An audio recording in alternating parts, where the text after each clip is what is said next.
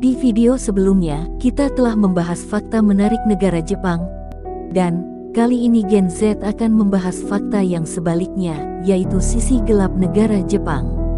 Negara Jepang memang dikenal sebagai negara yang disiplin, jujur, dan taat aturan.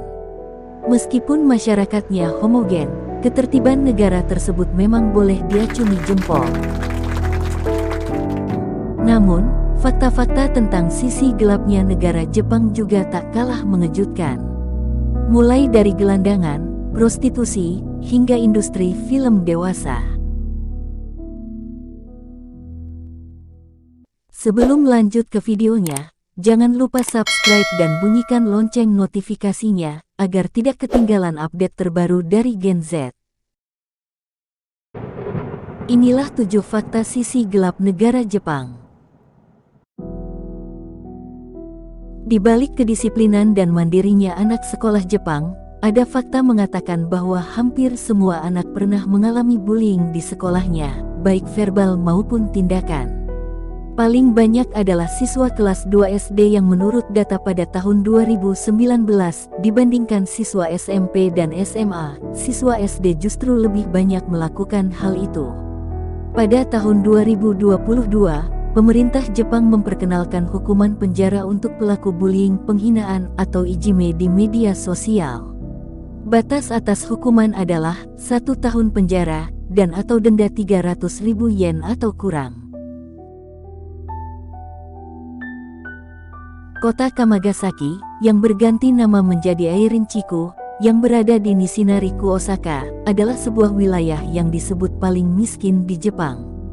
Bila merunut pada sejarah, pada 1960, Kamagasaki adalah tempat para pekerja buruh harian lepas di Jepang yang ingin mencari pekerjaan harian. Mereka adalah pekerja non-terampil sehingga dibayar murah. Berdasarkan data tahun 2012 sampai tahun 2016, ada sekitar 6.235 tunawisma yang tersebar di seluruh wilayah Jepang dan terbanyak berada di Osaka serta Tokyo.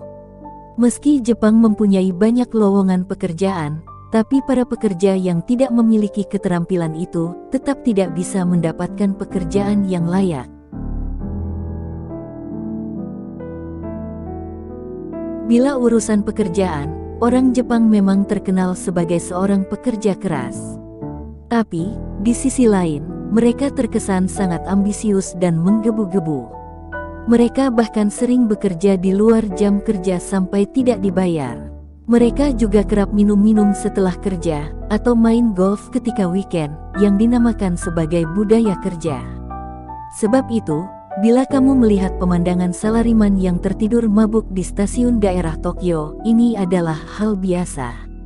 Pulang kerja pada jam 1 pagi juga sebagai sesuatu yang biasa. Tidak heran, bila akhirnya ada banyak pekerja Jepang yang meninggal dunia, lantaran kelelahan dalam bekerja. Meski menjadi salah satu negara teraman di dunia, kriminalitas masih tetap ada. Banyak kisah yang menceritakan pengalaman bagaimana dompet yang hilang bisa kembali ke alamat pemilik. Tapi, tidak semua juga bisa kembali, atau kalaupun bisa kembali, mungkin isi uang dalam dompet tersebut sudah hilang. Bahkan, yang masih segar dalam ingatan adalah kasus penembakan mantan Perdana Menteri Jepang Shinzo Abe pada Senin, tanggal 11 Juli tahun 2022 lalu. Penembakan ini dilakukan oleh Tetsuya Yamagami, mantan anggota Angkatan Laut Bela Diri Jepang. Shinzo Abe akhirnya meninggal dunia lantaran harus kehilangan banyak darah.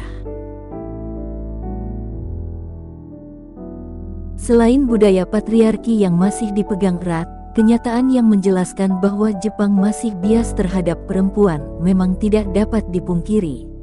Walaupun mengalami pelecehan seksual di tempat kerja, banyak perempuan yang malu dan takut untuk berbicara. Banyak perempuan yang mengalami pelecehan saat jam-jam sibuk di kereta. Ketika melaporkan ke pihak berwajib, urusannya akan menjadi panjang, sehingga banyak perempuan Jepang yang pada akhirnya memilih bungkam. Walau sebenarnya ada solusi dari pemerintah, dengan menyediakan gerbong khusus perempuan untuk mengurangi kasus pelecehan ini, tapi hal tersebut tidak berdampak signifikan. Di balik gemerlap lampu di ibu kota Jepang, Tokyo, ada distrik Akihabara yang selalu dipenuhi gadis-gadis remaja bayaran, yang harus melayani laki-laki termasuk meramal, pijat, berjalan-jalan dan melakukan hubungan seksual. Para remaja perempuan itu kerap disebut Joshi Kosei Osanpo yang berarti kencan dengan anak SMA. Mirisnya, meski bisnis prostitusi ini dekat dengan kepolisian di Akihabara, para remaja bisa berdiri di tempat terbuka. Industri film dewasa merupakan salah satu sisi gelap Jepang yang mendunia. Bila kamu mengetahui kakek Sugiono, dapat dipastikan bahwa orang itu pernah melihat konten dewasa produksi Jepang. Negara ini tidak melarang konten dewasa yang berupa komik, buku, maupun film, tapi tetap dibatasi. Hanya orang yang sudah berusia 18 tahun yang boleh membelinya.